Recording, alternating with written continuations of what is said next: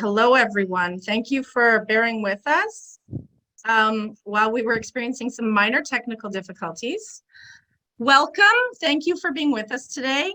Good morning, good afternoon, and good evening from wherever you're joining us. My name is Sarah Keeler, and I'm the Advocacy Manager with Canadian Women for Women in Afghanistan. Our mandate is to improve human rights and specifically access to safe, inclusive, and quality education for Afghan women and girls. And we're so pleased to be co-hosting this event with Human Rights Watch and Women Living Under Muslim Laws today.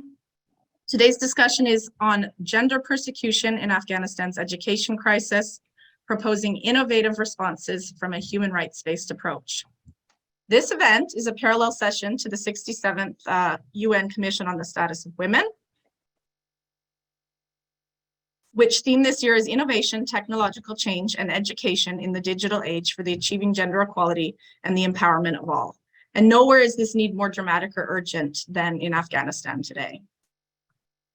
Our aim with today's session is to give you a sense of the challenges for women and girls in Afghanistan today and the complexity of the issues that they're facing, but also of the possible good practices out there that can help us to navigate this situation in terms of international response, and to equip stakeholders with some actionable forms of support in defending the human right to education. I don't want to take much of your time as we have an incredible lineup of speakers who you've all come to hear from, but just a quick note that this event is being recorded for those who are unable to be with us and will be available later on our YouTube channel and other platforms. Time permitting, we'll have an opportunity to put questions to our speakers towards the end of the event, and you can use the Q&A function at the bottom of your screens for that. So I'd like to move right on to introducing Ms. Farida Hushid, who we are incredibly fortunate to have joining us today to provide some opening and closing remarks. Ms. Shahid is the UN Special Rapporteur on the right to education and was appointed to this role last year. She is the executive director of Pakistan's leading gender justice organization, Shirkat Gah Women's Resource Center. And she is also an independent expert and consultant to numerous UN, international, and bilateral development agencies, the government of Pakistan, as well as civil society initiatives, and serving on multiple international and national advisory committees. She served as a member of Pakistan's National Commission on the Status of Women and is the first special rapporteur in the field of cultural rights. Ms. Farida Shahid, welcome, and thank you so much for being with us today. I pass the floor to you. Thank you. So Farida Shahid is the pronunciation. I was the Cultural Rights Rapporteur. I am now the Rapporteur for Education. So just to say that, thank you so much for hosting this. The situation in Afghanistan has been of great concern to many of the mandate holders of the UN, myself included, and we have taken up the issue on multiple occasions.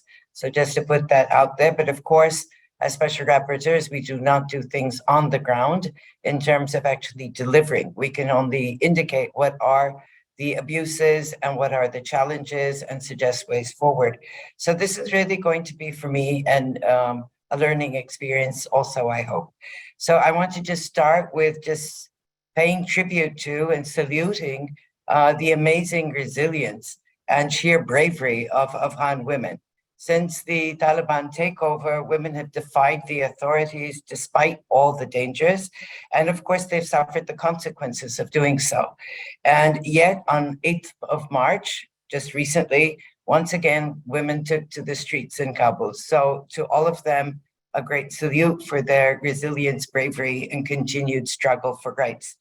So in terms of the right to education, the right to education, meaning to us lifelong learning opportunities for all at all ages across the board, is a fundamental human right. And it is a very empowering human right as it opens the door to access to many other human rights and as well as opportunities. And it's therefore absolutely vital for those who are marginalized, whether it's on the basis of gender, of ethnicity, of religion, of location, ability, or economic status. And denying this right actually means closing off access to other rights and opportunities, which includes the access to information, livelihood options, participation in the life of their societies. And this is clearly the intention of the Taliban that we can make out. Women and girls have not just been banned from secondary and tertiary education, but they've also been banned from entering amusement parks, public baths, gyms, sports clubs, and from working in NGO offices. Women are worldly excluded from the public office and from the judiciary, and increasingly the media. So the whole situation, I think, has to be seen together, and the right to education seen as a way of opening that up as absolutely essential. But even during the previous Taliban regime, I have to say that women resisted, and they created underground schools, and girls came to study despite all of the problems and risks involved. And I think since the two Taliban situations, women and girls have made huge strides in Afghanistan. And maybe that's the ray of light, that the situation is not what it was 20 years ago. You have many more women articulate in different spheres.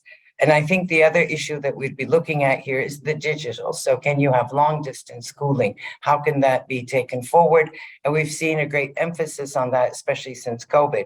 But of course, this has caveats that this is not necessarily available to everyone. It depends on connectivity, depends on access to devices. So I think those two things I just wanted to say. And 20 years ago, in 2002, the international community called the plight of Afghan women, and I quote, an affront to all standards of dignity, equality, and humanity, and stressed that the world's support for asserting their right should go beyond expressions of solidarity. And we're once again at that exact position where I think we need to do more than just speak out and express our solidarity. The question is what? And I can see the impact falling. I am from Pakistan. I live in Pakistan. I already see the impact here of the Pakistani Taliban, again, becoming extremely active, and also the narrative being picked up by others who are then saying in one area of Pakistan, women have to have college students, girls have to wear this chadar, etc. And so there's the risk of a spiraling, very venomous and dangerous narrative that gets picked up, which may give rise to a backlash in the region. And finally, just one last point I want to make, because I really want to listen to everyone. I want to emphasize that the Taliban are not a religious movement. This is a political movement, and we have to look at it and consider it and respond to it in that vein, and not be deluded by their impressions of this is what Islam says or not says. This is a political movement, and our response needs to be likewise. Thank you so much, and I look forward to hearing everyone and learning from you. Thank you so much, Farida, first of all, kind of highlighting the risks to women's rights globally if we stand idly by in the face of what's the extremes that are happening to women in Afghanistan, and for recognizing the agency of Afghan women in the face of these human rights violations. We'll hear from some of them in the next hour, and we look forward to hearing from you to draw it all together in closing as well.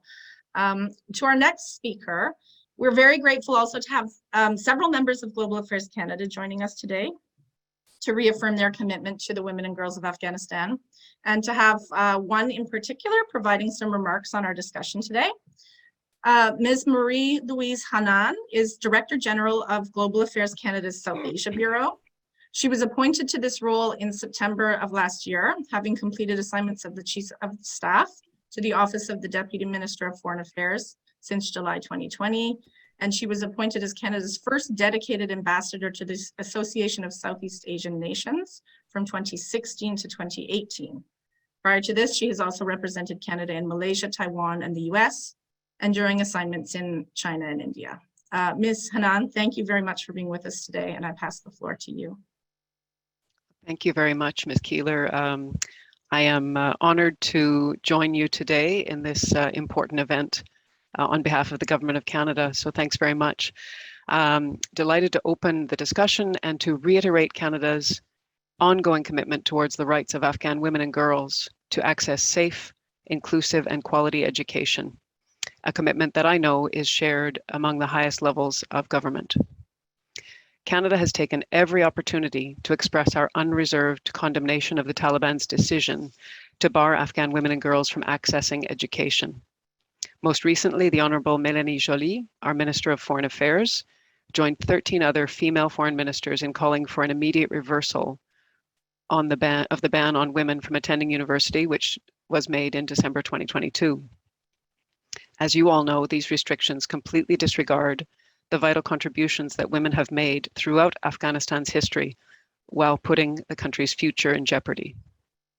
In close collaboration then with our allies and partners, Canada delivers strong and clear messaging on the to the Taliban on women and girls' rights and other key issues through our special representative who's based in Doha. While Canada has been very vocal about Afghanistan on the world stage, we also recognize the importance of listening. Listening to the diverse voices of Afghans, such as the speakers who are joining us at today's event, is critically important for understanding and addressing the complex issues facing Afghan women and girls.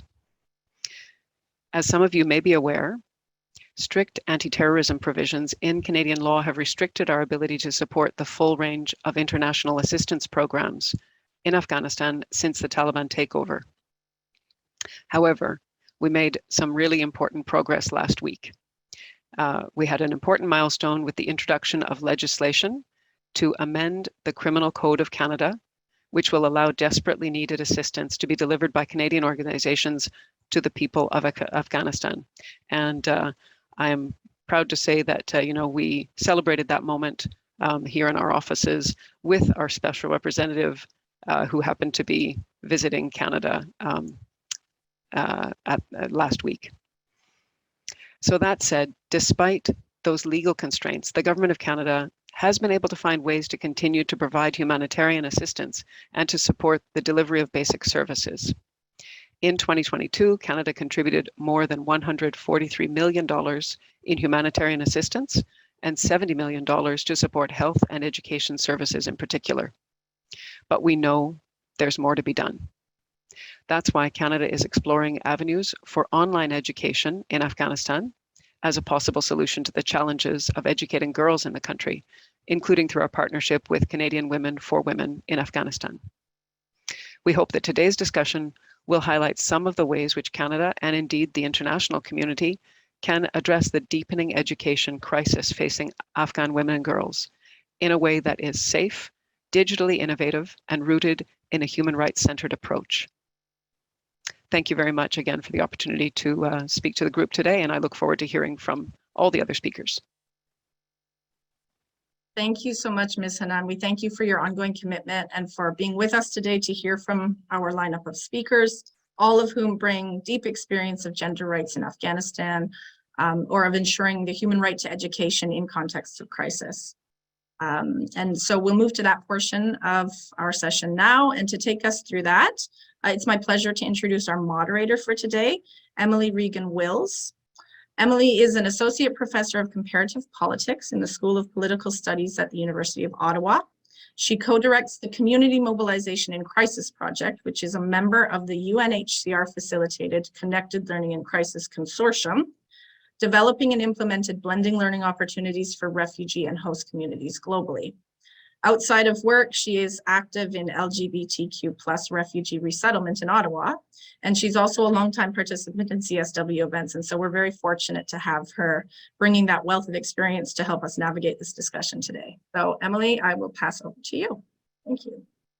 Thank you so much, Sarah, and thank you everyone for being here. Yeah, I joked with Sarah. I started attending CSWs as an undergraduate who had interned at a feminist NGO.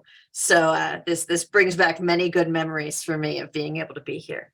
And I think one of the things that is both hard but very true is that the situation of women in Afghanistan and overall humanitarian and security conditions in Afghanistan has been one of the defining contexts of the early 2000s, right? The first half of this century. And that I think it's going to matter a lot how the international community is able to help and support Afghan women and Afghan society as a whole during this extremely difficult moment. And so I think it's important for all of us who are not Afghan to really kind of understand the role of that the international community can play here. because this is a situation that we've learned so much from, and we've seen such victories and we've seen such defeats. And so I think wanting to be there for Afghan women is necessary for all of us. And I think what really is clear to me is not just that education is central, right? Education is obviously a central rights concern in any humanitarian crisis scenario.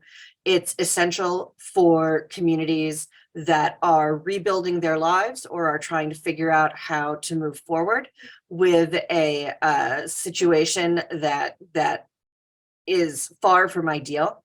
But the other thing I want to emphasize is the absolute essential role of making sure that projects are led by Afghan communities and that they are directed in a way that both takes into account as much context as possible, but simultaneously allows people to really direct their own educational processes, their own community development. I think making sure that communities aren't simply handed tools, regardless of whether or not they need them, but deeply involved in the creation of programs that benefit them is going to be an essential part of how we figure out how to aid Afghanistan at this moment as an international community. So that's why I'm thrilled to be moderating this panel. And I'm believe that we'll all learn a lot from the experience and the perspectives shared here today. So I'm going to introduce our first speaker, who is Sahar Fitrat. Sahar Fitrat is a feminist activist born in Afghanistan and an assistant researcher with the Women's Rights Division at Human Rights Watch. In 2013, Sahar's documentary on street harassment, Do Not Trust My Silence, won first prize in Universo Corto Elba Film Festival. She holds a master's degree in critical gender studies from Central European University and is currently completing her second master's degree in conflict, security, and development at the War Studies Department of King's College London. Sahar's research interests include feminist decolonial theory and praxis, affect theory, gender and conflict, women and in war, and masculinities. So I will pass it to you, Sahar.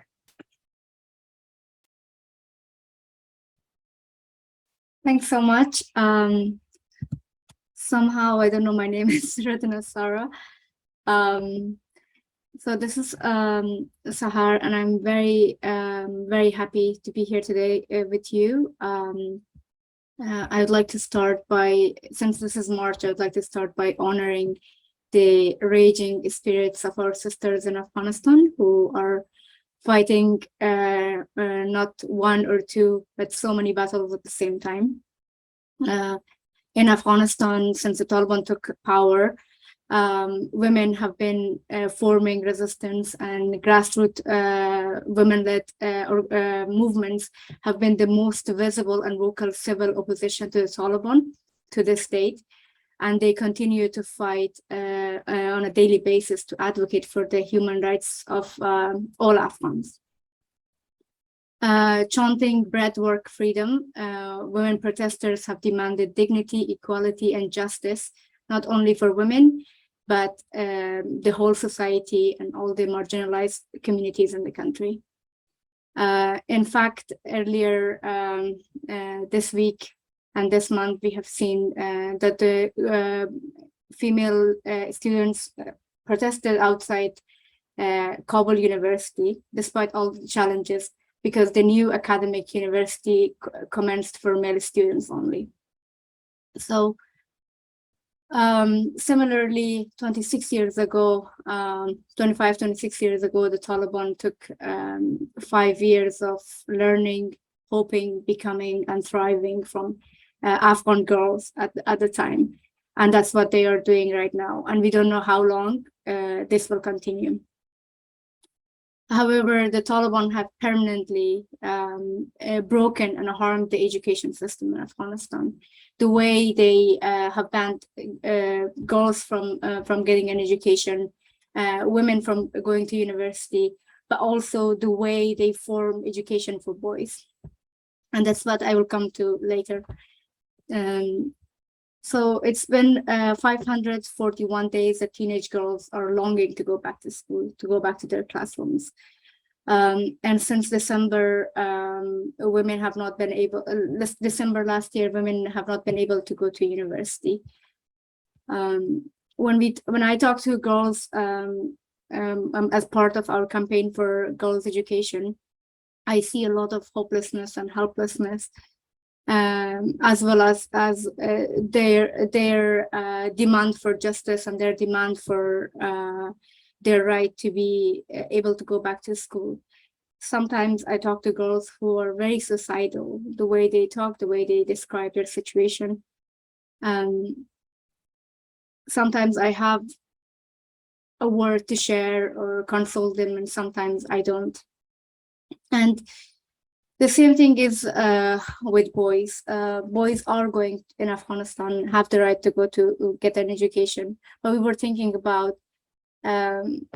who are these boys becoming in a system where you are allowed to get an education just because you are not a girl or another woman. There are other implications to that kind of education that you get.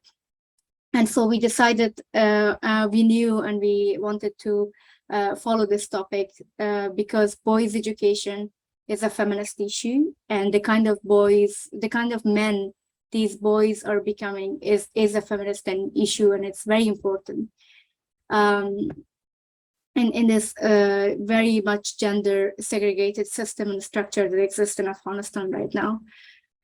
We found out that the boys' education, following boys' education in the country, we found out that there is a lot of violence and corporal punishment is something that boys are experiencing as an everyday practice at schools. These are new generations, these generation of Afghanistan, they are connected to internet, to social media. They know a different way of life, but the Taliban want to bring them back to the kind of education that doesn't let them dream, that doesn't let them have open-minded or be open-minded.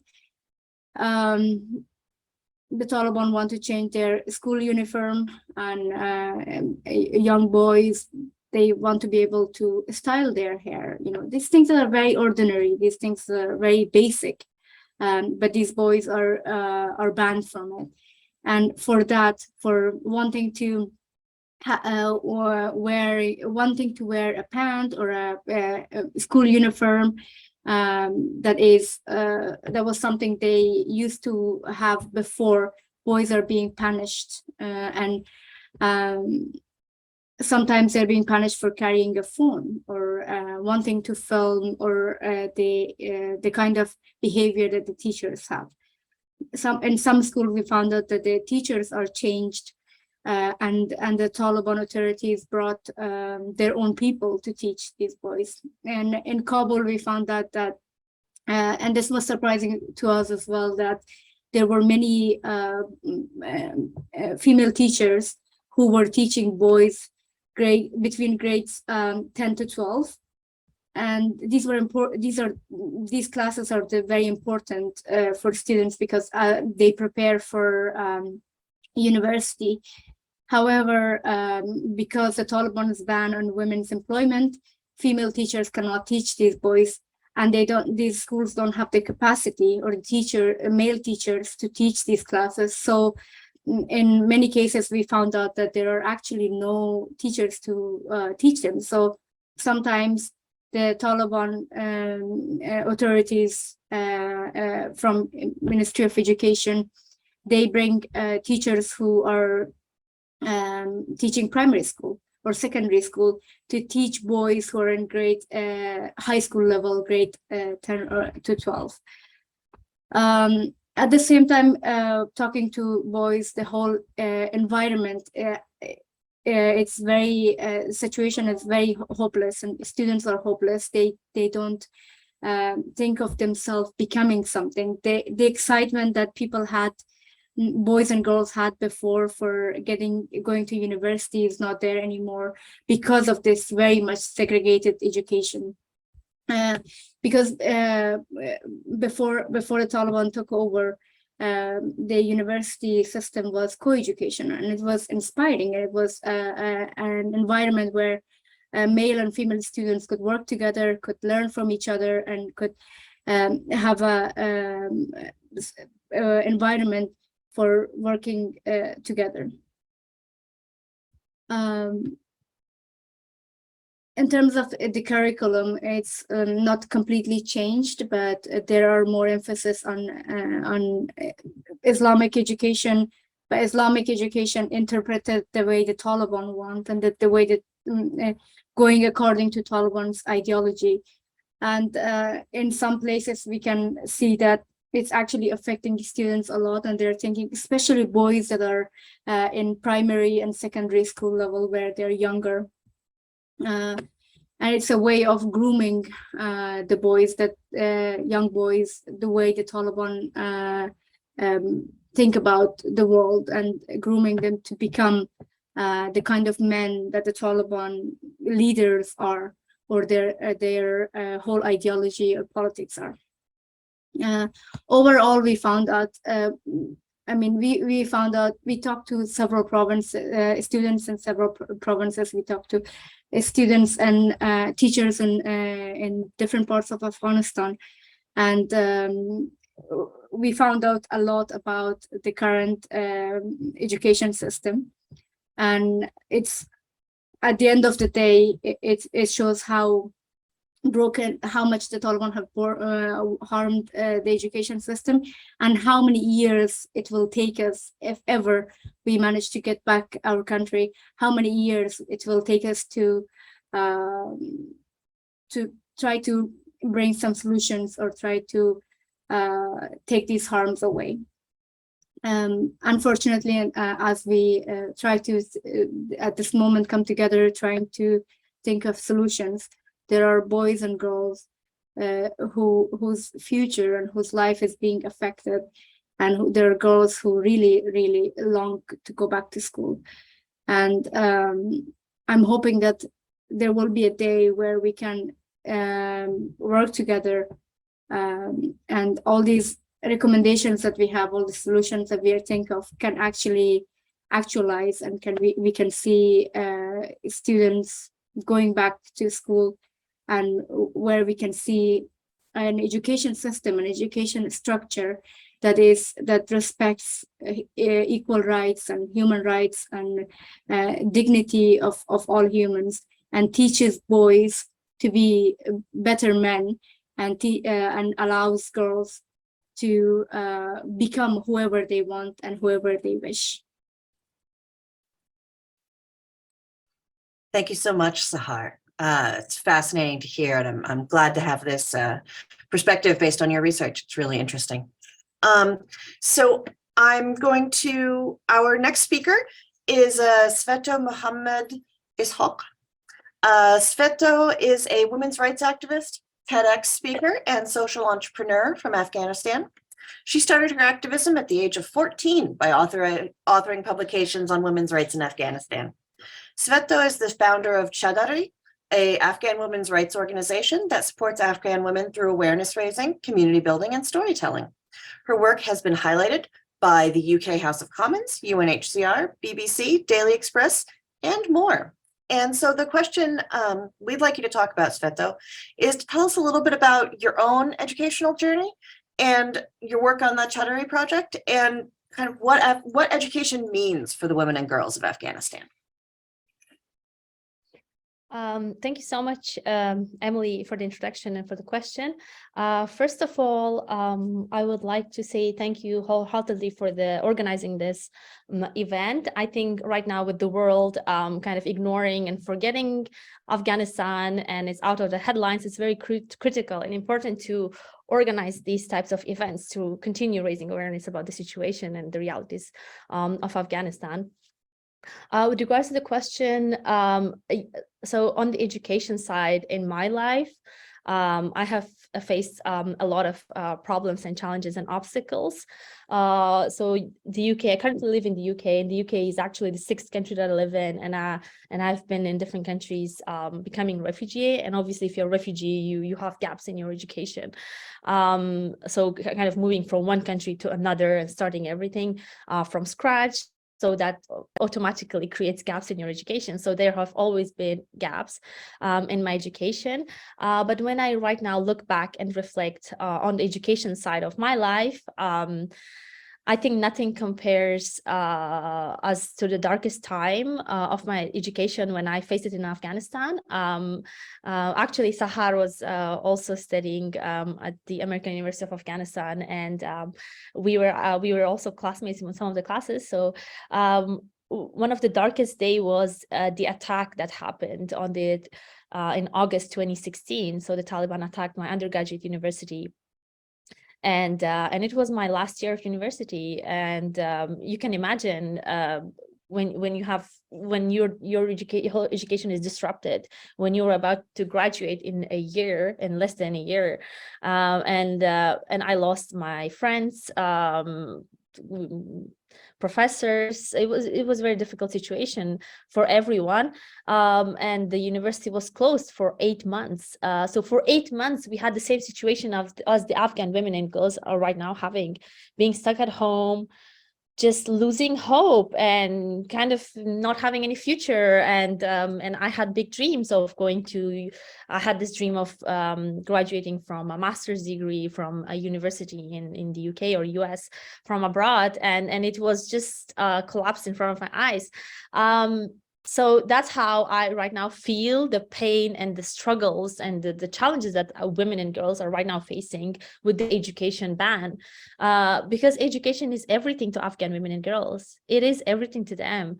They're very passionate. They're very passionate to go back to university and to go back to school and seek knowledge and education.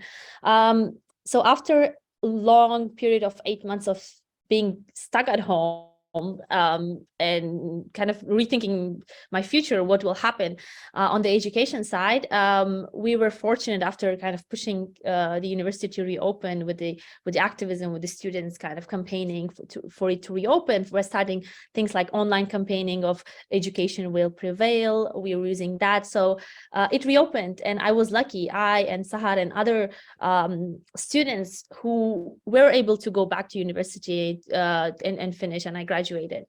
Unfortunately, that's not the reality right now in Afghanistan, and the Afghan women and girls are facing even more difficult challenges right now. That it's because it's at the policy level, it's not at the university level, it's at the policy level, so it's more challenging. But I'm still hopeful, and we're still fighting, and we'll continue our fight, and we will not stop until the universities and schools are open for girls, for Afghan girls. And then I was fortunate that I got a master's scholarship for a Schwarzman Scholars Program. It's a master's program I did in China, Tsinghua University, and I recently graduated from my second master's degree from Gender and Development and Globalization at LSE. So even though, as you can see, like it's kind of, I was able to achieve my goals, my dream of achieving on the education side of getting my education, completing my studies. But I'm also grateful because it was luck at some point. When I think of it, it was luck, and I was fortunate to do it. About Chaudhary, I started my organizations in 2020 during lockdown. I was very frustrated with the idea of how Afghan women and girls are viewed in Western media.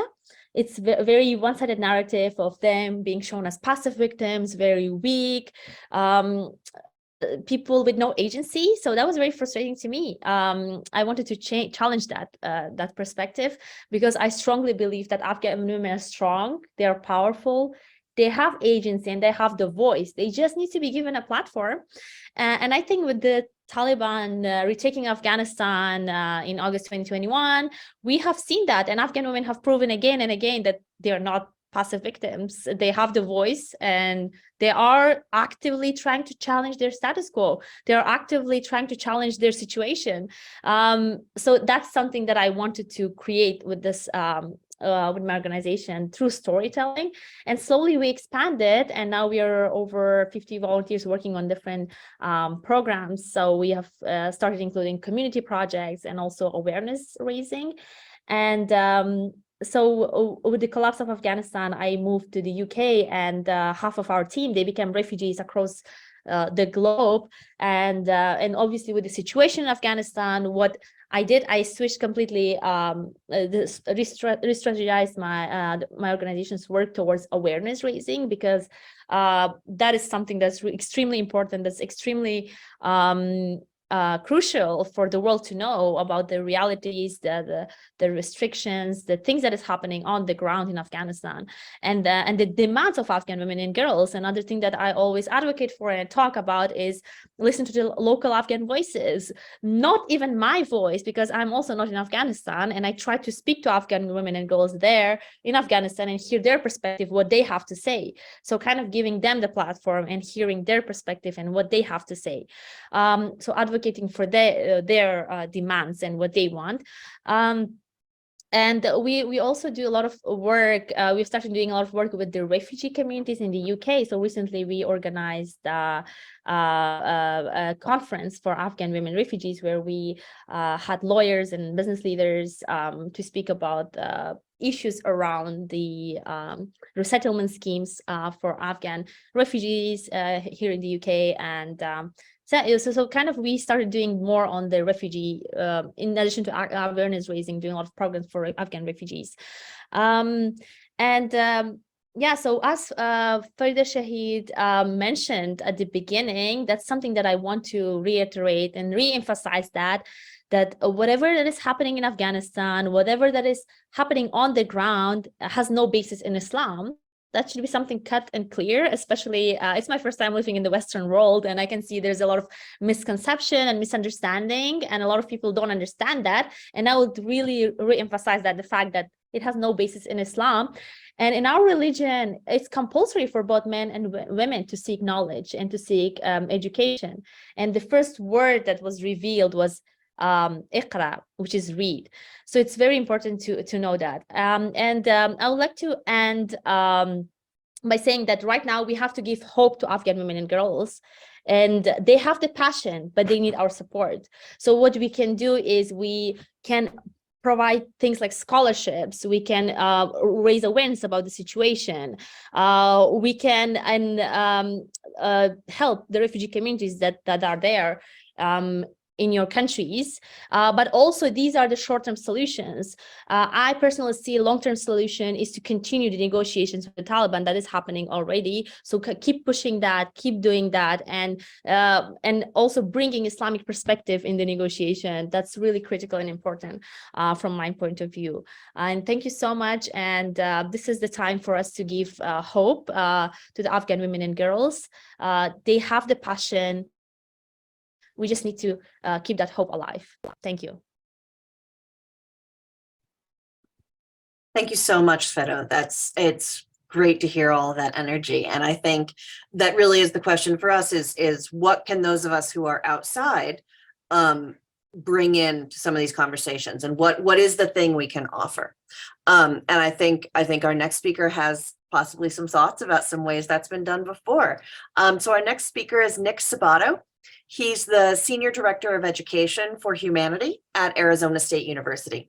He leads ASU's efforts in extending educational access to refugees and communities affected by displacement around the world. He serves as ASU's representative as co-lead of the Connected Learning and Crisis Consortium, alongside the UNHCR, in developing collaborative programs that prepare refugee learners to meet their educational ambitions.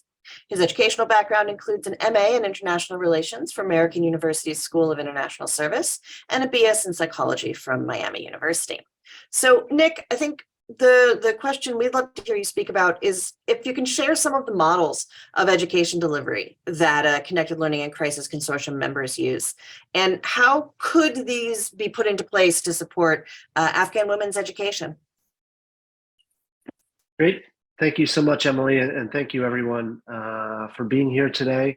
I'm humbled to be here and really am fascinated by the discussion, not only from my fellow panelists, but also really excited to hear from the audience as well, because I certainly stand to learn a lot today. So thank you for the opportunity.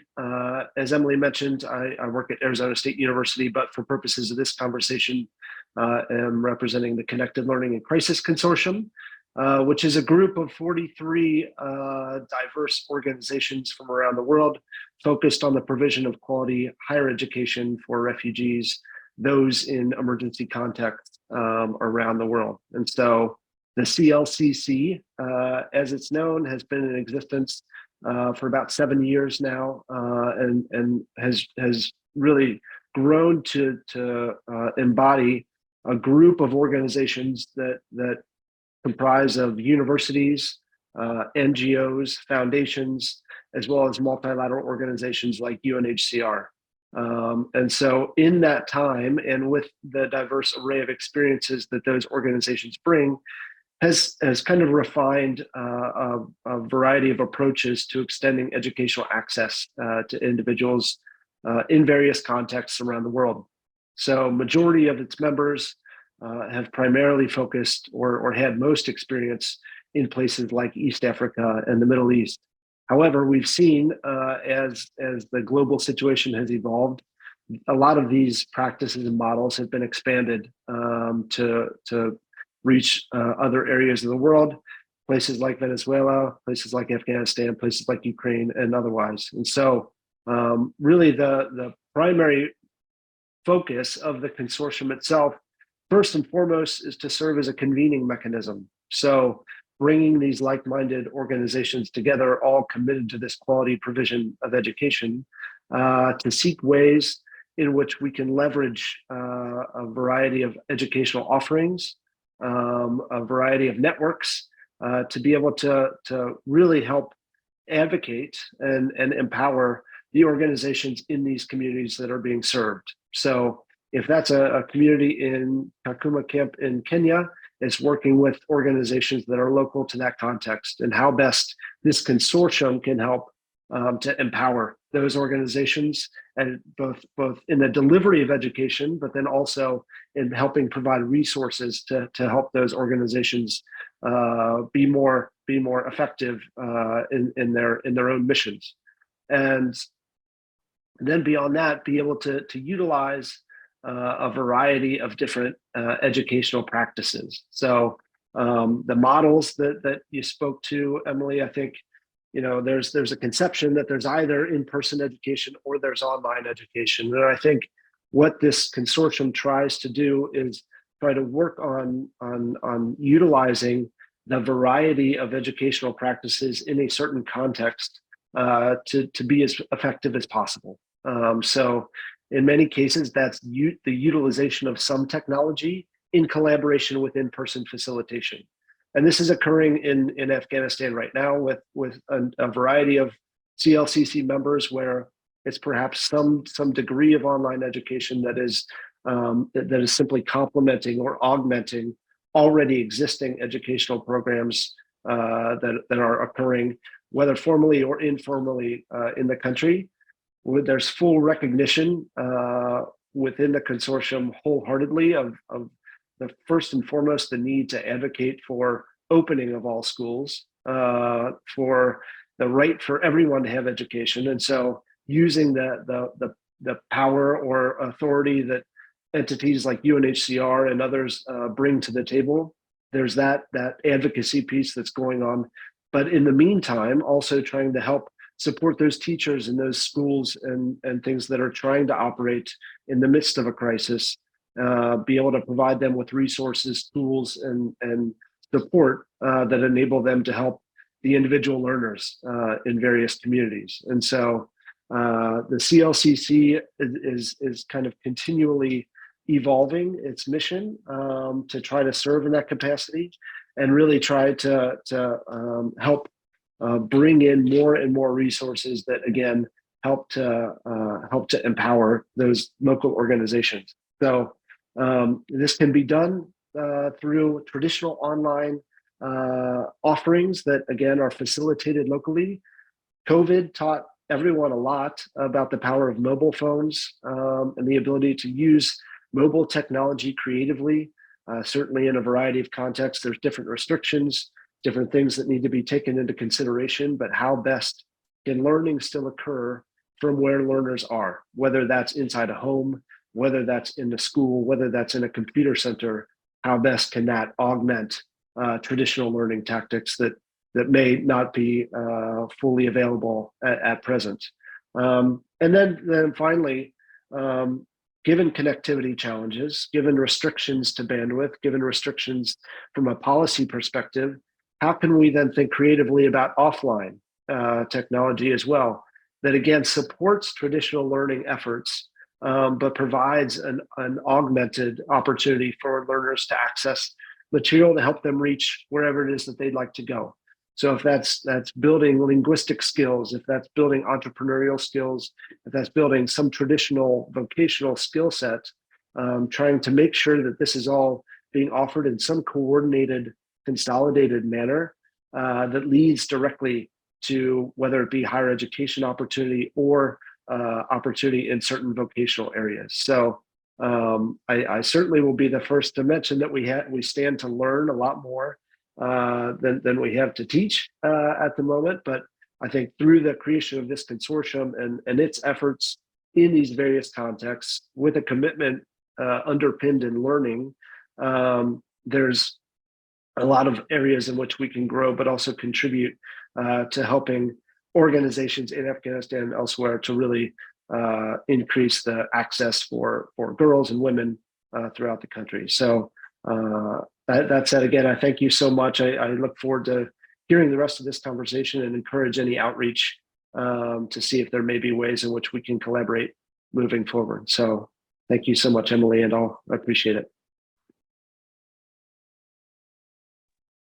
Thanks so much, Nick. It's great to hear about the diversity of programs people are using and the real importance of context to making sure that technology supports different people's educational journeys.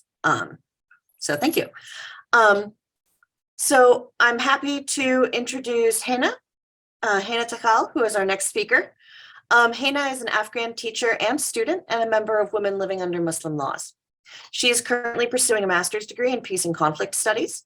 As an educator and a student, she is committed to peace and human rights and views education as an integral part of building long-lasting peace and economic prosperity.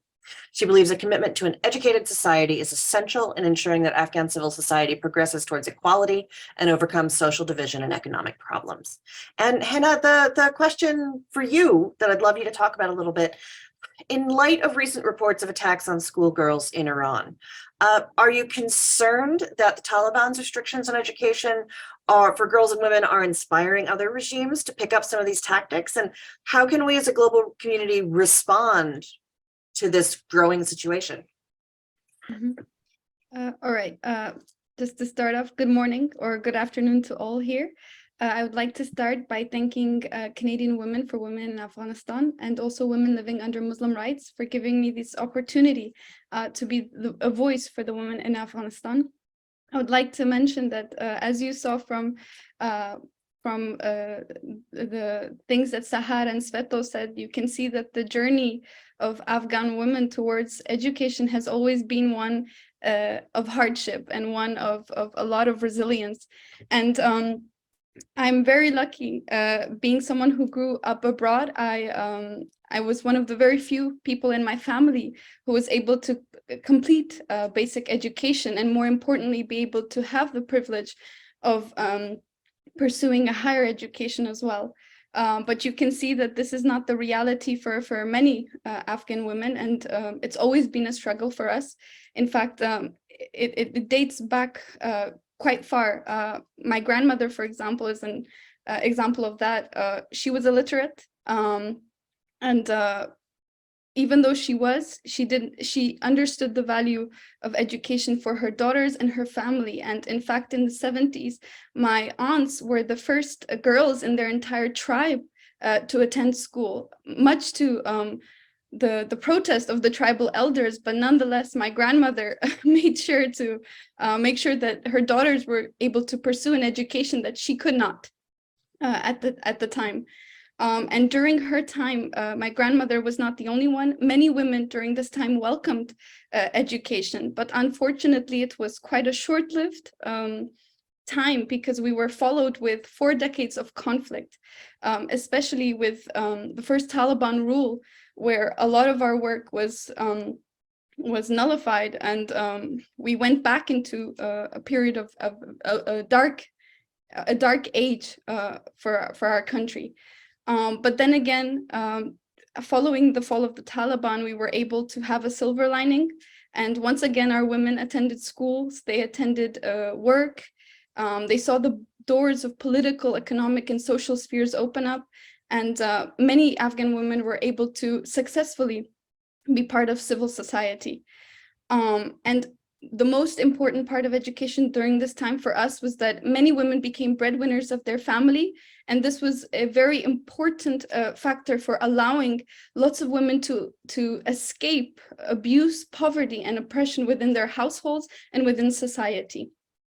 However, the disastrous withdrawal of America and the Taliban's return to power, I would say to an extent, nullified the efforts that Afghans and Afghan women have put into our society for the past couple of years. And it cast a shadow on our society once again. And it seems that currently the international community has reached a stalemate on the issue of education, believing that there is actually very little that can be done to tackle the issue of education. However, at Women Living Under Muslim Laws, we would like to challenge that and say that there are many examples from the past that can be used as inspiration for what can be done for the women of Afghanistan. I would like to start off by giving the example of the Baha'is in Iran and the Baha'i Institute of Higher Education, following a set of policies that were introduced by the Islamic regime to exclude Baha'i students from attaining university education. Dismissed professors, along with other members, built the Baha'i Institute of Higher Education, which at the time served as an informal university. And this university showed high levels of success in functioning under the radar, providing a variety of courses, and also with the aid of technology was able to provide easier methods of teaching to a much large range of students as well. There are also other examples that we can look to. For example, there's the Iran Academia, Turkish Academia, and the Quran campus, which are all great examples of initiatives that can be taken for the women of Afghanistan. And more specifically, it must be noted that the times in which we live now, we have a lot of technological facilities and tools that they did not have during their time. So we can make good use of that today. It's also important that the international community not only aids Afghanistan with the tools, but also finds ways to recognize informal degrees legally.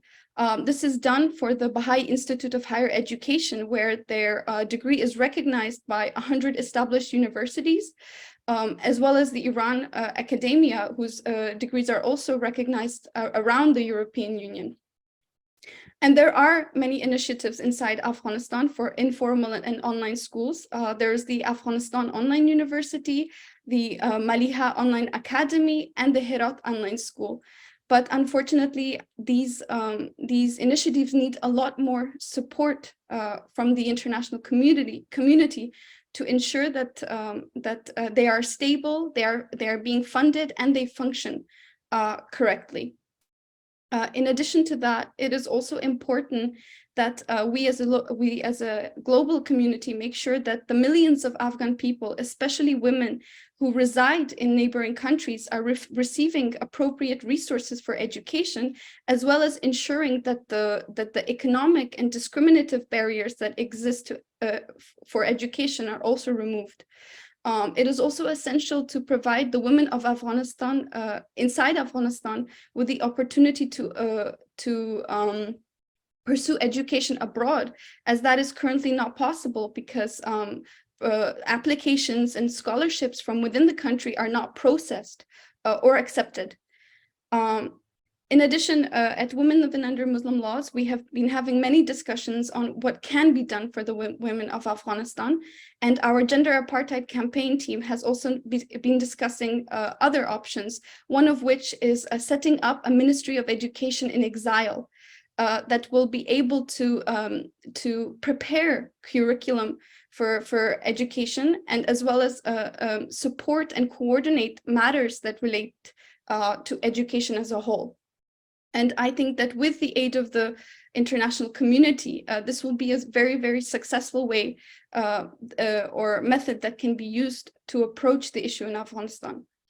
As a student, as well as a teacher, I can say that there is a lot of worries about using online technology, but I graduated during the pandemic. I also taught during the pandemic, and I was successfully able to navigate a classroom as well as navigate my studies online.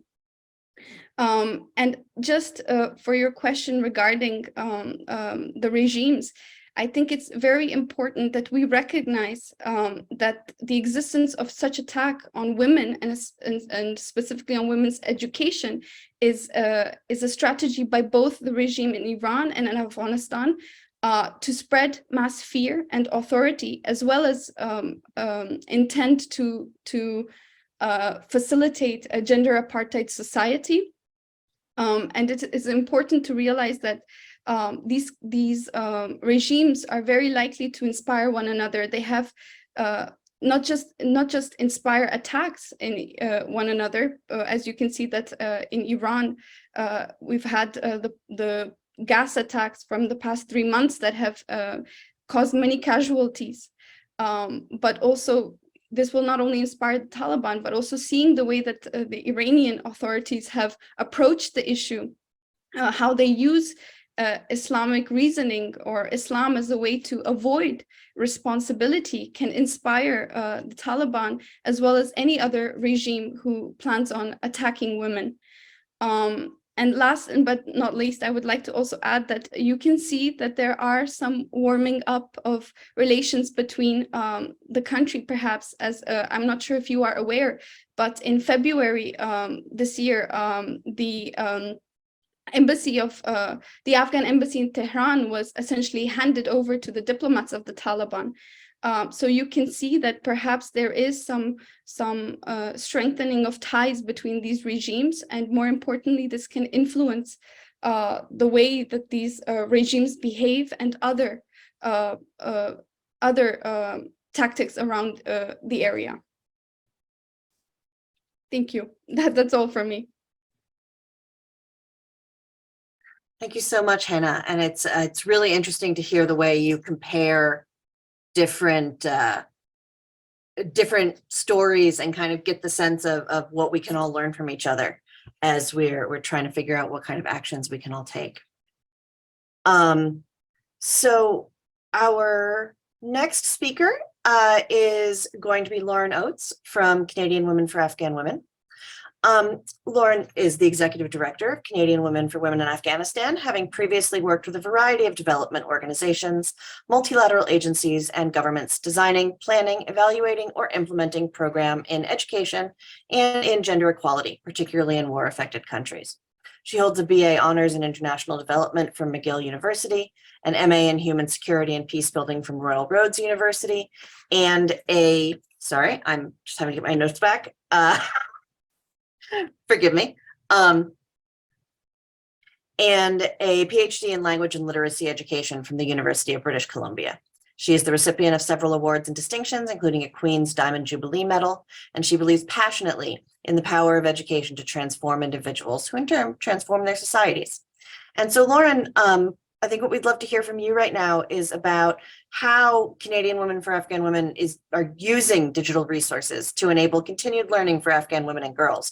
And what steps are you taking to address this big question of accessibility and infrastructure challenges, which several people have mentioned, and I think we all know is a challenge in these scenarios? Great, thanks for that question. And sorry for any background noise. I'm in a hotel room and there's trucks driving by on the highway outside, so hopefully it's not too disruptive. We started to assess the possibilities for how to sustain women and girls' access to education after August 2021. And it was immediately clear that technology and digital resources were going to figure centrally into the possibilities that were there. And I want to emphasize that in no way is this a replacement for, the full right to education in any form. But it was more of what can we do right now rather than waiting for some indefinite period for schools to reopen. So complementary to advocating for the restoration of the full right to education, this was something that would allow for education for some to continue. And we felt that that was very, very necessary. And fortunately for our organization, we already had a well-established technology for education program at the time of the fall. And so we focused on scaling that to reach more. And because we were facing this big difference in that prior to the fall, technology was a way to complement traditional education, but now it would necessarily be the main means of education. And so we also complemented our investments in content and software with activities focused on addressing lack of access to hardware and connectivity, as well as the financial need that so many more learners were finding themselves facing suddenly due to the economic crisis that came along with the political crisis. So I'll briefly explain a couple of these efforts that fall under our technology program. In 2014, Women for Women launched Afghanistan's first collection of digital learning materials, the Directed Danesh Digital Library. And today that's a collection of nearly 7,000 learning materials in Afghan languages. And the library is visited 10,000 times at minimum a month, but sometimes we get close to 100,000 visitors in a month. So at any given moment, someone in Afghanistan is using one of the resources in the library or downloading a resource. And these include reading materials, experiments, lesson plans, visuals, videos, audiobooks, and more.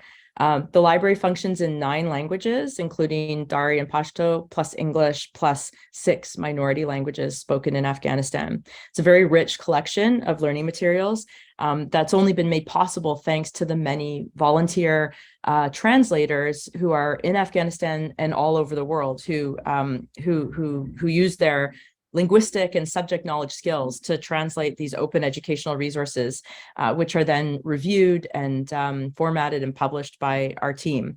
So we're always recruiting more translators, so please reach out to us if you are interested to volunteer.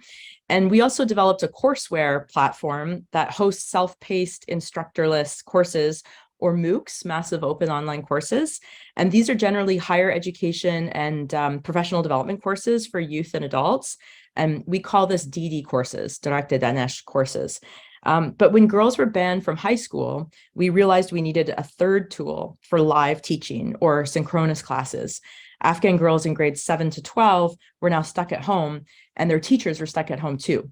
So we needed a way to connect them so classes could continue. So DD Classroom was born, the third tool, and the first class started last year with additional classes added this year. The suite of 3 tools are collectively known as DD Academy, our program of virtual and distance education. DD Academy is for those who are currently denied the right to education where they live.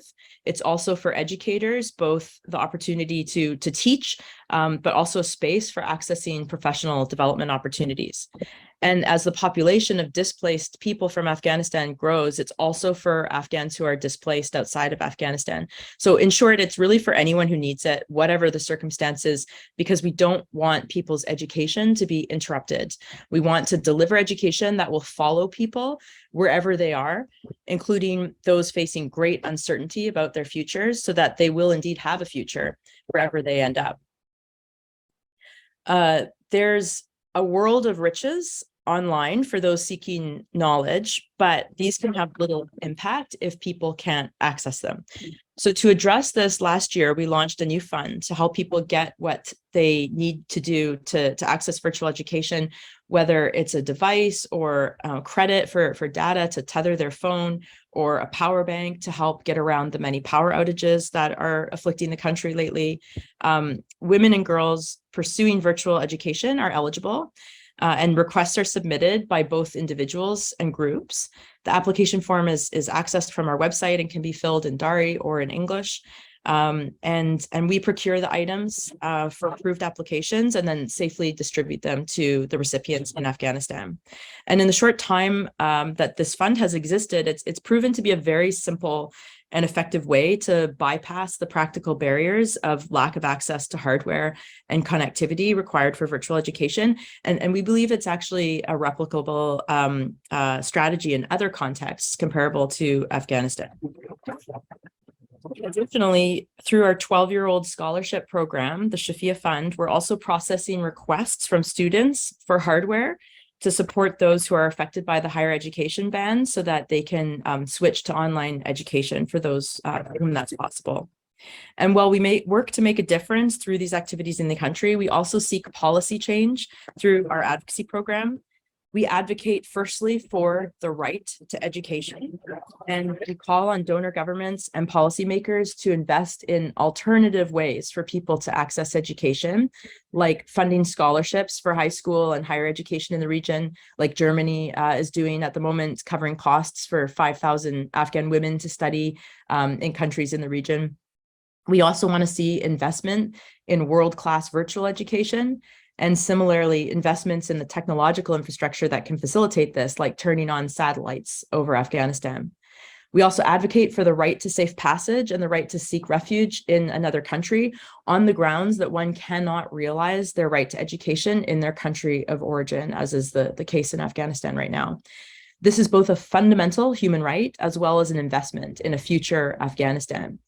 We can look only to the recent past. After the end of the first Taliban regime, literally millions of Afghans returned to Afghanistan, and many brought with them the education that they had received elsewhere. They brought new ideas and skills, and this generation will too, definitely. Also, through our advocacy program, we're calling upon citizens and higher education institutions in Canada and beyond to stand in solidarity with Afghan women and take concrete actions to uphold their right to education and open up opportunities for affected women to find alternative access to higher education by mobilizing college and university resources and communities. To that end, we launched an appeal to Canadian universities and colleges this year on January 24th, which was International Day of Education.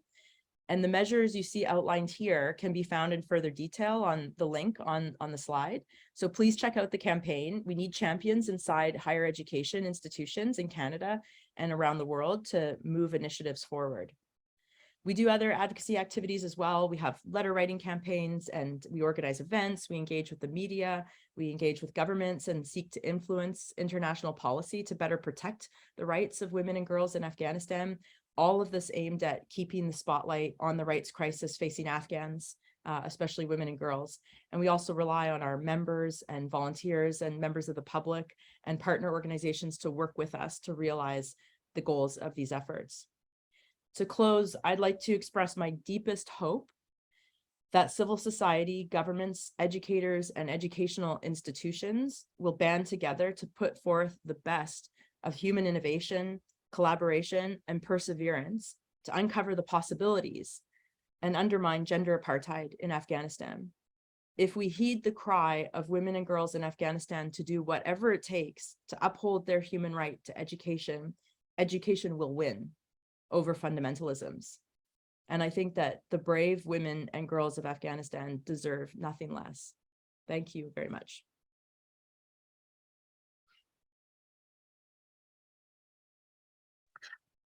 Thank you for kind of giving us that little closing moment and suggesting some of the ways we can move forward. I think what I've really heard in this conversation is that there are examples that we can learn from.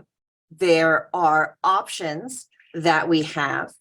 And really that we need to recognize and work from a perspective that talks about how things are connected to each other, right?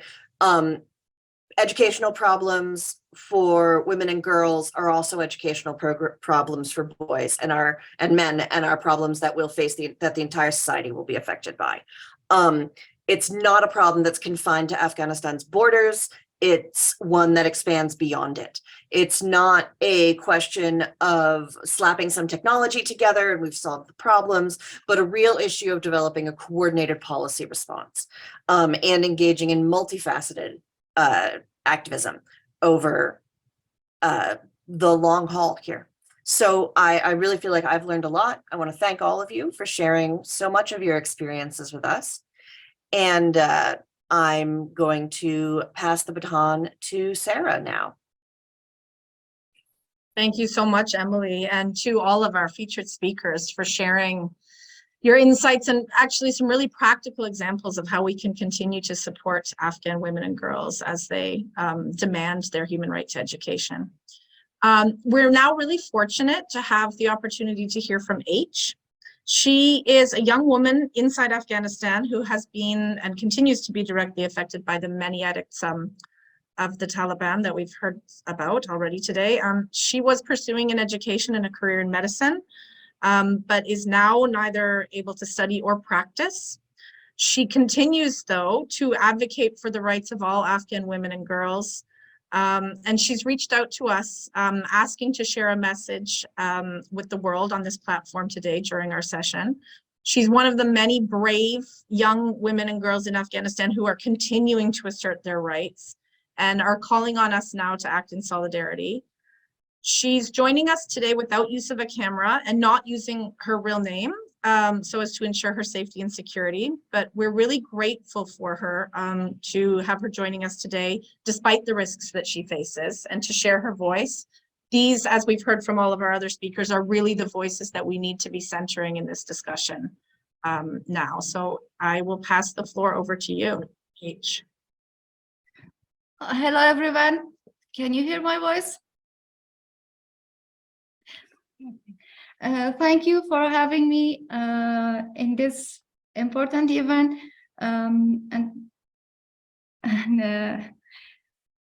It has been more than 500 days since Taliban announced that girls beyond grade 6 weren't allowed to go to school until the regime leaders make a longer-term decision, reviving memories of when the Taliban eroded rights and marginalized women from public life 2 decades ago.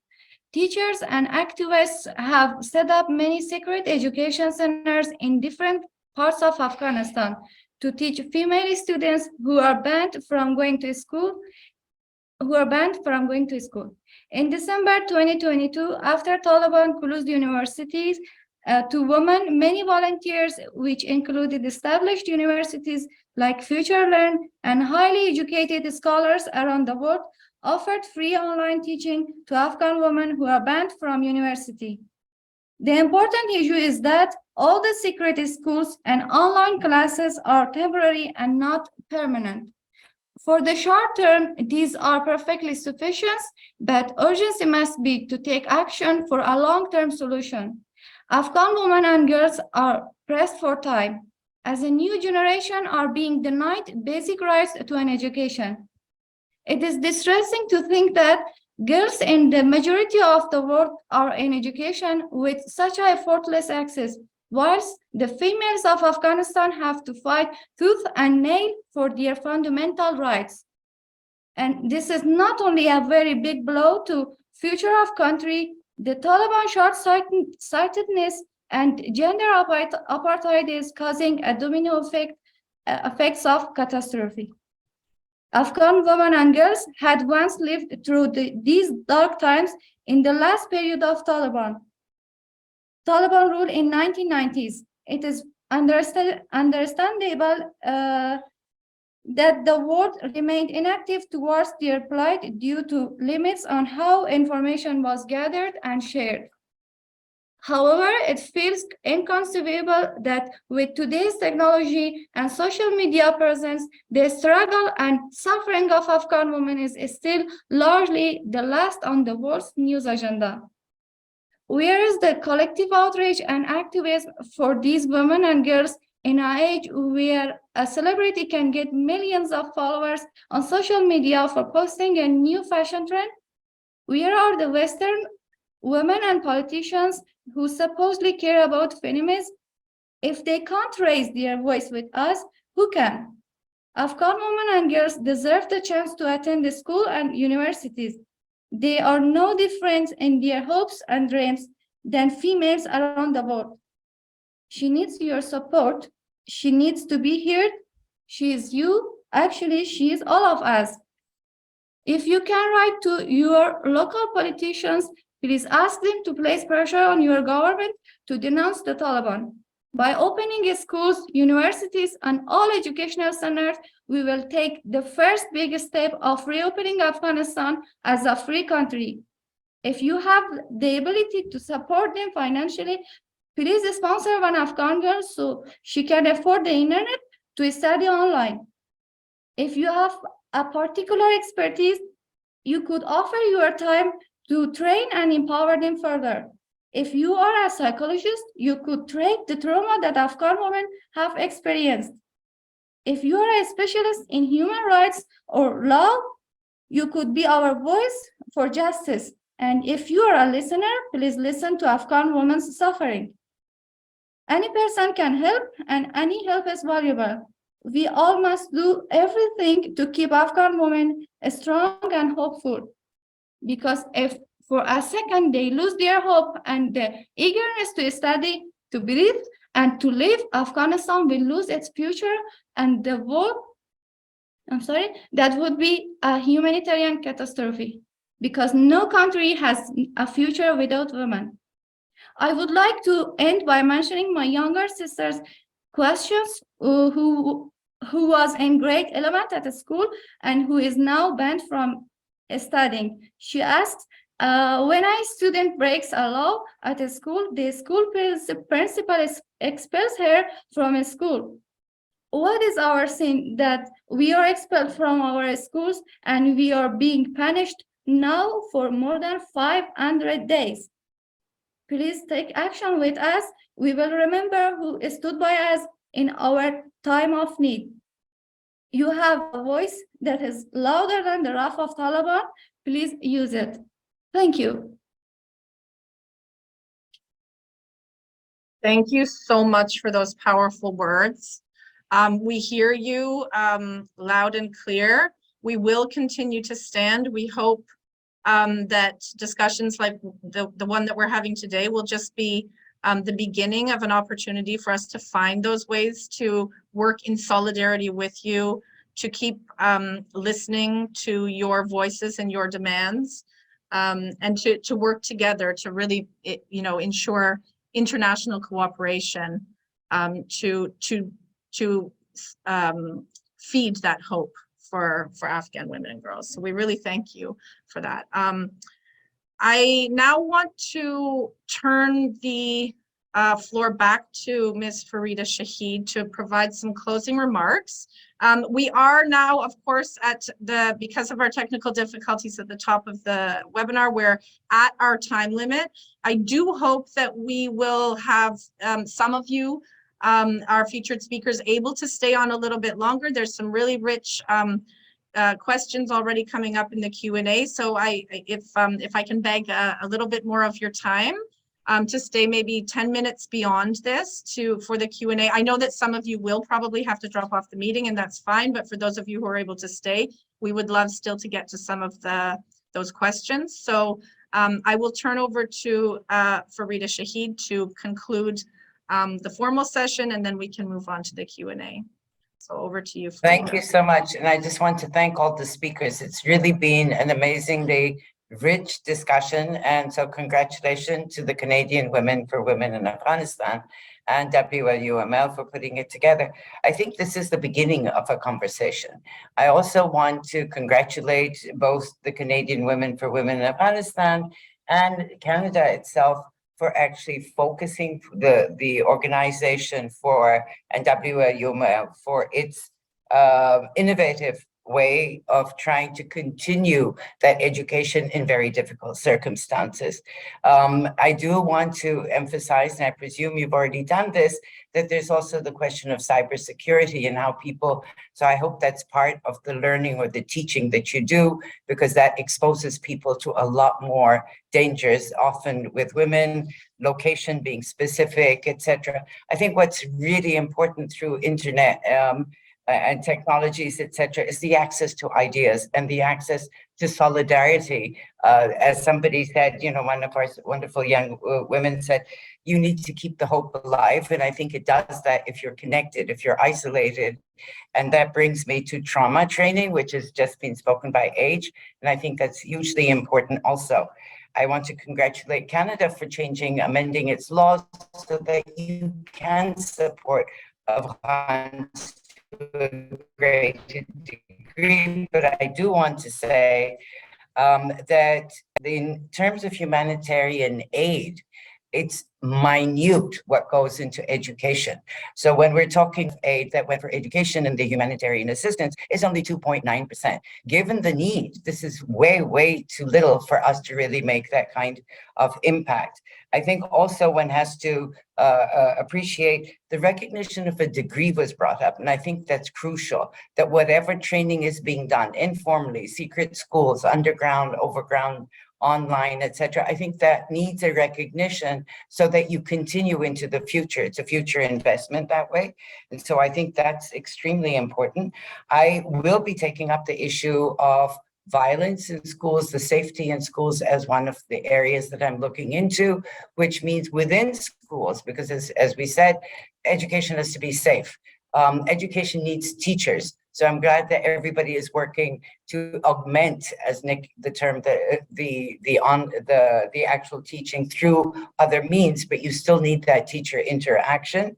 I will be keeping it, it's not just in school, but it's in the transit to and from school. And I saw that you do have something about transport, and that's crucial for girls, especially at that given age. The only other thing that I wanted to highlight is, yes, the content of education.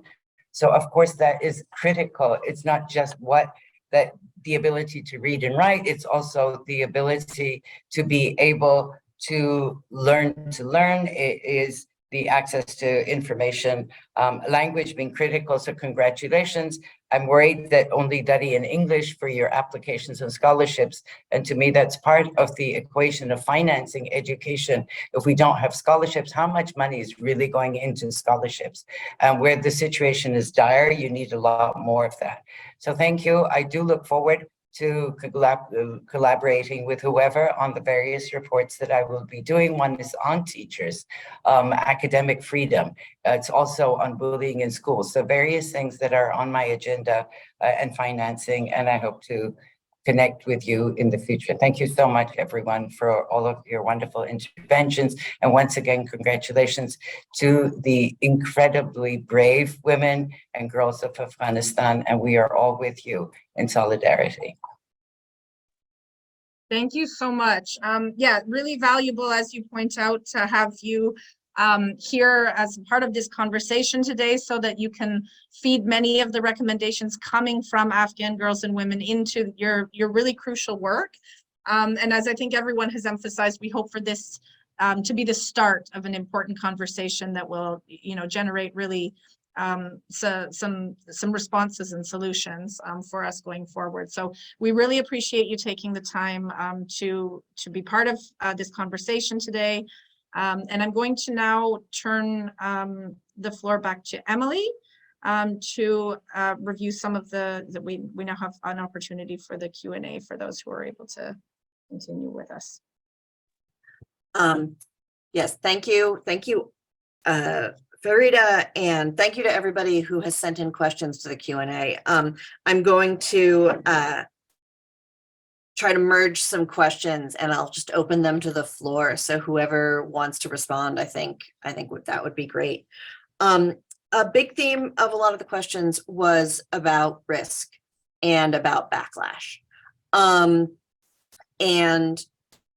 the kind of question of,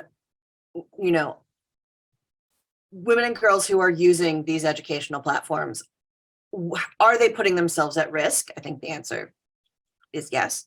And what can be done to lessen that risk to protect them? This is kind of a really important question because, of course, there's a do no harm principle here, and trying to figure out how to work in this environment kind of requires a certain amount of risk. So I wonder if any of you guys could talk about the ways that you've seen people overcome this as learners, the way you've seen programs work to ensure safety and prevent backlash in educational programs at this moment.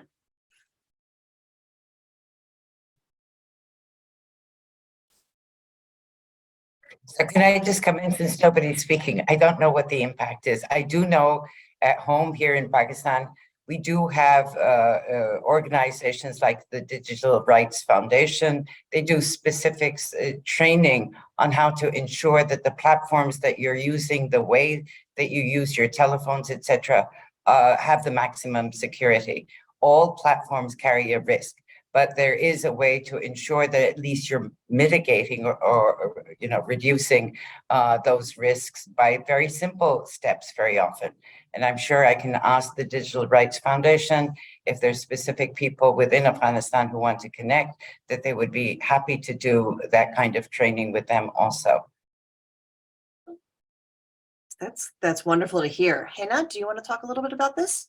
Yes, I just wanted to add my few cents on this. I'm not a digital expert. I'm not really so familiar with these things, but I do know how to use my phone, and I know how to use certain technological applications. And we have, for example, that's one of the benefits of online education, is that because it's online, you have the ability to hide yourself. You have the ability to ensure your safety.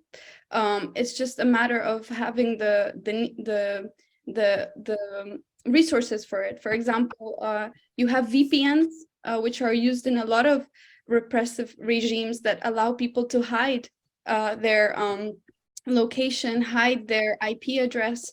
And I think that could be one of the ways, methods that people can use to avoid the risk of being located or being found. But it's a matter of giving Afghan people that opportunity. And if these big companies who are responsible for VPNs, if they are willing to try and help the people of Afghanistan, I'm sure they can make it much easily available for them. And I think similar situations were done, for example, in the conflict in Ukraine. A lot of countries were providing Ukrainians with free phone call, free internet access, a lot of opportunities. But it's more so about the will to do the same for Afghan people, to provide them with the same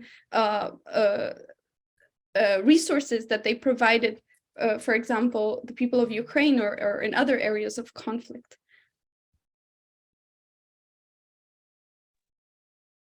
Yeah, Sarah, do you want to take this on? Yes. I just wanted to add that quickly at this point, I mean, it's not the matter of because the Taliban in this in terms of technology and internet and access to this are not that advanced, which it's about, we never know when they will. And they have many inspirations around them to learn from and follow. But at this point, it's more of like access. And every time we talk about online education, I understand it's a very thin line. It's a very difficult decision to make.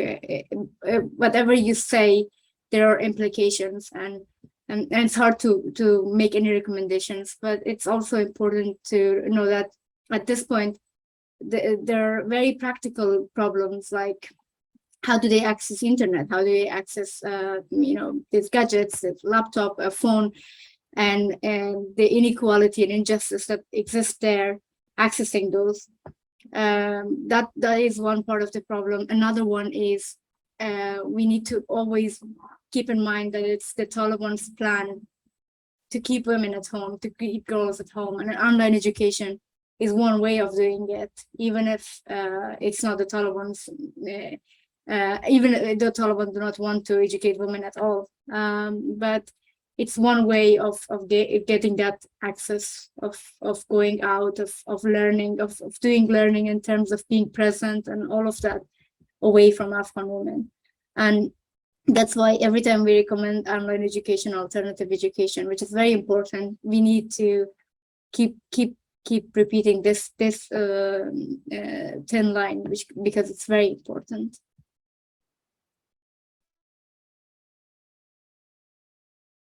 I'll jump in here as well, just to echo a lot of the previous comments. I would say that economic challenges really top the list of barriers. Devices, internet, satellites, power banks, all of these things can easily be acquired in Afghanistan if you can afford them. So poverty is really the biggest barrier right now. And I think one of the things that should practically be addressed first. Nevertheless, Farida's point about digital security is very, very important. And then related to that, education in digital security practices, having access to good practices and protocols to keep yourself safe online. And, I would also echo Sahar's point in that it's not actually clear if online education is disallowed. It's really a gray area. And it, it's almost preferable from the Taliban point of view, because the women and girls are at home, which is their goal, right? To not have them visible, not have them in public life, not have them in classrooms on campuses. And it's not that there's no education for girls and women of any kind happening right now. There's these little bubbles. Community-based education being run by NGOs is one, private schools is another, online education is another, and home-based classes, many of which are actually run with permission from the Taliban. They're okay when they're at home and not in some kind of public center. But I think, all the same, all implementers of any kind of virtual education need to have really, really robust measures in place for the safety of students, and ensure that students and instructors are informed of the risk, and they can make informed choices whether to participate or not. Yet at the end of the day, in weighing all these risks, always be reminded that there's a very, very high risk in not having an education. And I think that that's the conclusion that so many women and girls come to. I also, it is something to worry about, I think, down the road, if the Taliban do decide to put further restrictions on people's access to internet, that there has to be backup options in place. So even though it's not currently an issue, it's something to plan for, and make sure that there's going to be alternative ways to access virtual education if things change.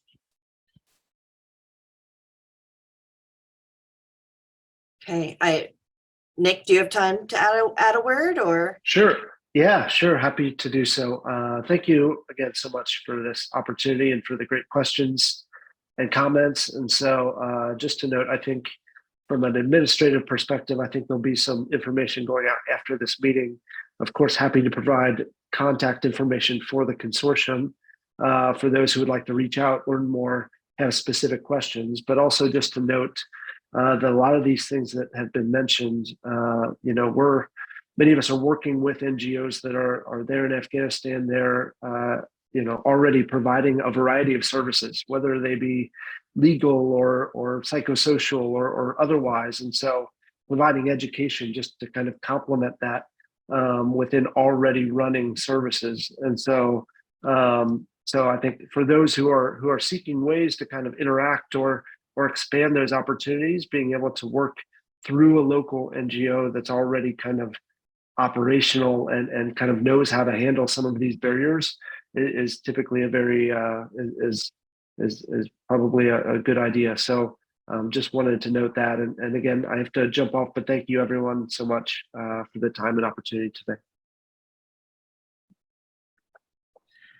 Thank you, Nick. I think maybe there were a couple other questions in the chat around this question of recognition of prior learning, recognition of degrees, recognition of skills. And I think this is something that I think everybody who works in education has to think about, that relationship between learning for learning's sake. Learning is inherently valuable, and education is part of creating a rich society. And it's essential that we have these tools for that. But then also education is a credential that can improve people's employability, can improve their ability to get access to resources, and wanting to make sure that education is documented and transferable. In the Canadian context, we talk a lot about things like recognition of prior learning, recognition of previously acquired skills, in addition to things like transfer credits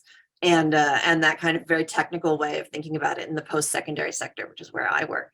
And I wonder if any of you guys have thoughts on this kind of question of how do we build in these mechanisms as we're building support programs. I've worked primarily in the Syrian refugee context in Lebanon, and I can't tell you how many students I've met whose high school degrees aren't recognized, and who then face a real narrowing of their options post-secondary. So I'd love to hear from some of you guys about some of the challenges here and some of the kind of opportunities or ways to make some of these things work.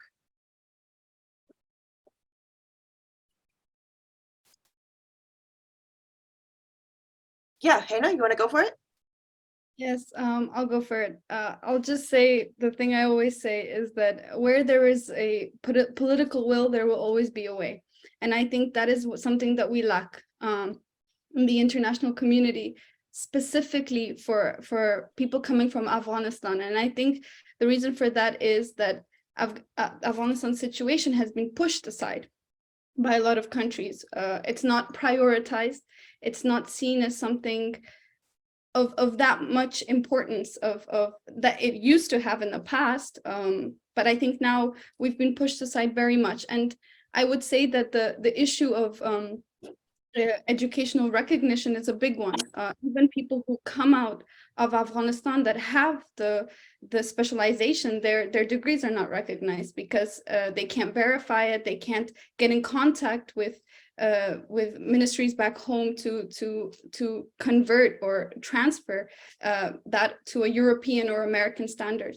But I think there is a way to solve this because it was seen. I will give the example of Ukraine once again. I live in Europe. I live in the Czech Republic, and the Czech Republic, along with many European countries, allowed for there to be tolerance towards Ukrainian students. Ukrainian students who didn't even finish high school were allowed to continue and go into universities in the Czech Republic. They were given the opportunity. They said, well, it's a condition of war, so we're going to allow Ukrainian refugees who haven't completed their secondary education to go into universities. So it's not really an issue of it cannot happen or that we can't make it happen, but it's a matter of why is there not the same willingness towards Afghans and people from Afghanistan as there is for example, for people coming from other parts of the world.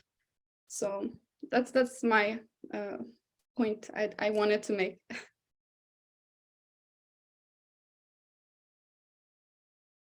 Lauren, do you want to talk a little bit about this?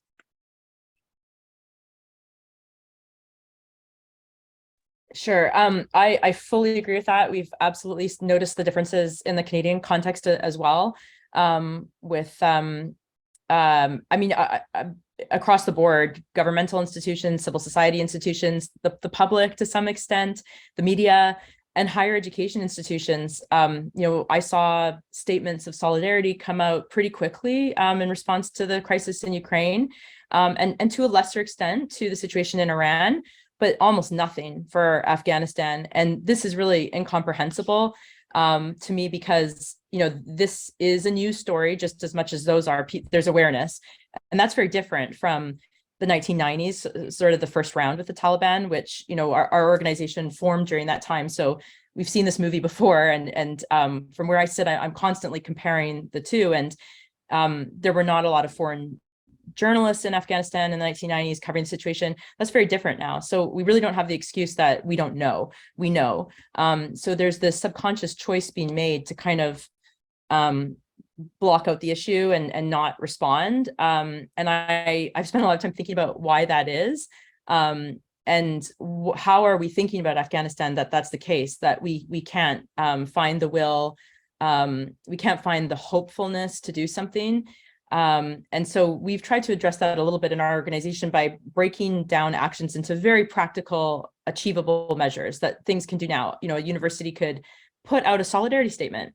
You know, spend 15 minutes writing a solidarity statement, put it on your institution's website, just to say we care, you know, that we care. And then from there, work on more substantive measures, things like letting Afghan women who were halfway through their degrees transfer into your university and waive the tuition and let them join from where they are and recognize their prior learning. These are all things that the majority of universities and colleges can do kind of with existing programs and approaches. They don't take big investments of time and money, and they would really make a difference to individual women. So that's a bit of what we've tried to do with our campaign that was launched on January 24th. But I think more broadly and kind of philosophically, we all have to take a hard look at how we're responding to these different crises and try to see them as one and the same. Because actually in all three cases of Ukraine, Iran, and Afghanistan, these are situations where you know, human rights are being attacked, where people's freedoms are being undermined, and where you have forces of tyranny at play and very, very courageous people standing up to those. And you know, we have to get behind that for everyone. I think all of our hearts are big enough to have compassion and solidarity for Ukrainians and Iranians and Afghans, but we have to really see this as a crisis that's one and the same. So just actually, while I have the floor, I have inadvertently pressed the answer live to a couple of questions, which I didn't mean to do, and now I can't seem to undo that. So I just want to very quickly say one of the questions was about someone wanting to do secondary schooling. So we just contact us you know, info@cw4wafghan.ca or reach out to Sarah, or I think we've put the links in a few places, and we'll try to provide some information on opportunities there.